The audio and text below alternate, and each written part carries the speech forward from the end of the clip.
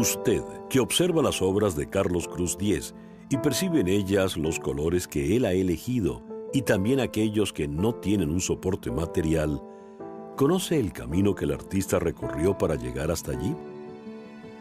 ¿Piensa que una mañana despertó diciendo, «Eureka, voy a pintar líneas de colores y haré con eso una bella obra»?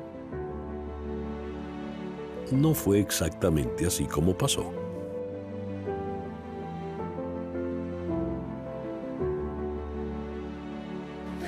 No hay fórmula para ser artista. Hay quienes son pura intuición, que se despiertan y tienen una idea. Pero eso casi siempre las ideas surgen porque hay unas motivaciones previas. Y el artista, aunque quiera o no, es una persona que está atenta a lo que está a su alrededor. Porque la mayoría de la gente mira, pero no ve. El artista ve. Antes de explorar la inestabilidad del color, Carlos Cruz Diez fue un dedicado pintor de una obra figurativa y académica. En la escuela de arte, sus maestros le enseñaron a ser un pintor honesto, capaz de dominar diferentes técnicas plásticas. En el pasado era repetir mejor, hacer mejor que su precedente. Por eso decía que el alumno tenía que mejorar al profesor. Pero era porque era una academia, es decir, mantener un sistema de transmisión de una información.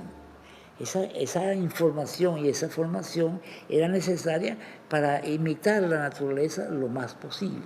Era un discurso imitativo, referencial. Yo lo llamo transpositivo, que me parece la palabra correcta, porque es transponer la realidad que está en continua transformación, llevarla por un proceso intelectual extremadamente complejo y que tomó siglos para decir que eso que está en movimiento, eso es lo mismo que está sobre un plano estático, detenido el tiempo.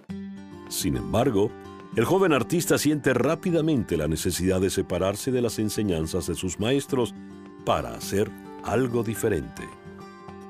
¿Por qué todo el mundo hace lo mismo? ¿Por qué todo el mundo pinta de la misma manera? Todo el mundo pintaba sobre una tela, aplicaba óleo sobre una tela, y no podía hacer otra cosa. Entonces, pasado el tiempo, yo sin la formación de la información que tuve años después, yo decía, bueno, entonces no pinto más con óleo, voy a pintar con wash. Es decir, era una ingenua rebelión en contra de lo que todo el mundo hacía. Pero estas pequeñas rebeliones no le permiten al joven saciar su sed de creación. Él se aburre definitivamente de la pintura académica.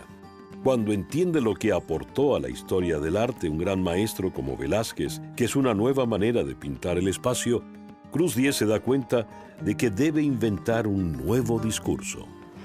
Yo creo que un artista, si quiere hacer un discurso novedoso, renovador, tiene que tener un conocimiento profundo de la historia, porque el que no conoce la historia empieza a trabajar y lo que hace es anidarse en un nido ajeno.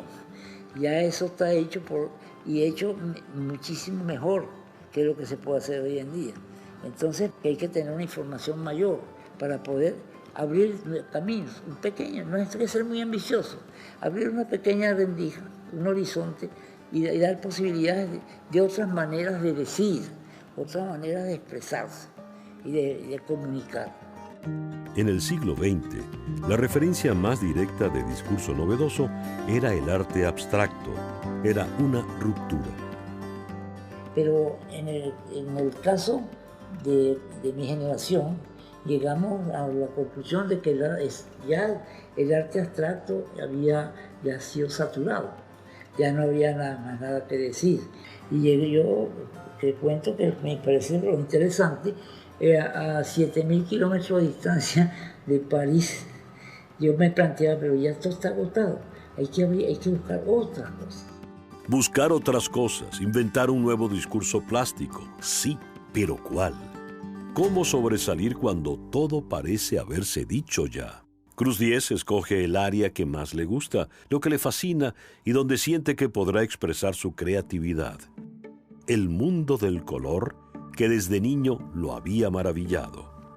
Yo recuerdo que cuando niño mi padre tenía una pequeña fábrica de refrescos en un pueblo del interior de Venezuela y ponía los envases, las botellas sobre una vidriera y eran refrescos de diferentes colores.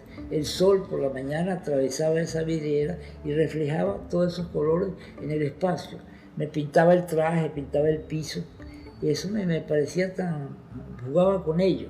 Ahora esas cosas quedaron en mi memoria, pero mi trabajo es una cosa sumamente reflexiva, un análisis histórico de lo que ha sucedido con el color en la historia de la pintura, en la historia del arte. El artista entra en un periodo de intensa investigación artística, como lo haría un investigador en física o en biología. Estudió los teóricos del color, científicos como Chevreul, literatos como Goethe.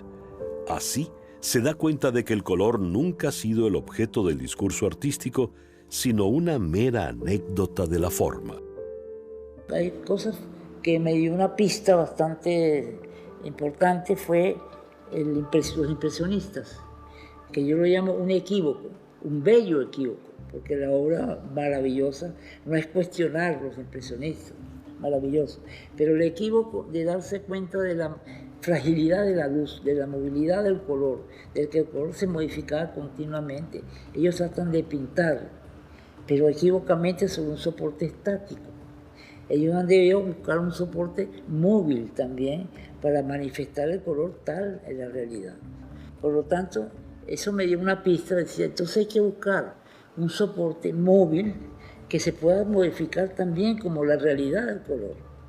Y eso es lo que traté de lograr durante muchas experiencias, fracasos, hasta que al fin encontré el reflejo, que una vez, cuento también una anécdota, cuando yo ganaba la vida como diseñador, estaba diseñando un catálogo para la Orquesta Sinfónica de Nueva York, que fue a Caracas.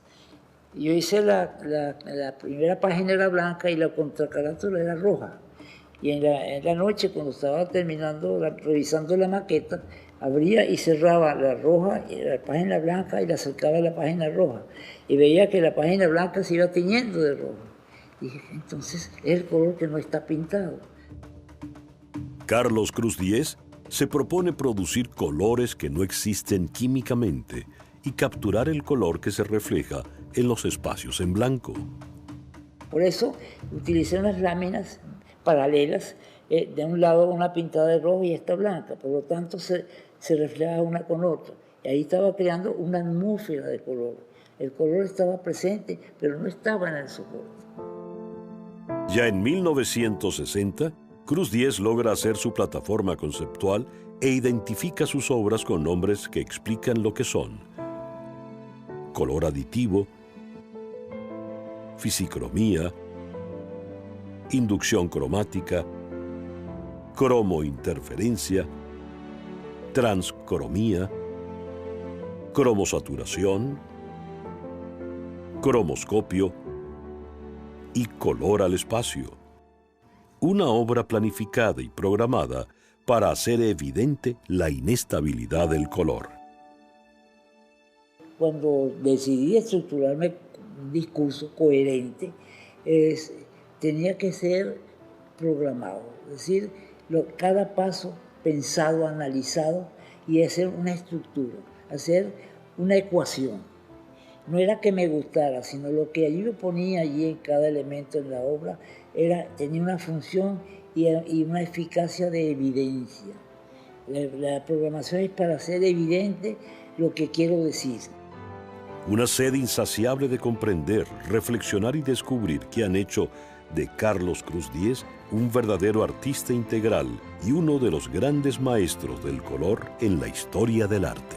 Todo eso es un proceso largo y doloroso, pero a la vez maravilloso, de investigar y encontrar algo que pudiera decir una pequeña cosita. Pero bueno, aquí estamos.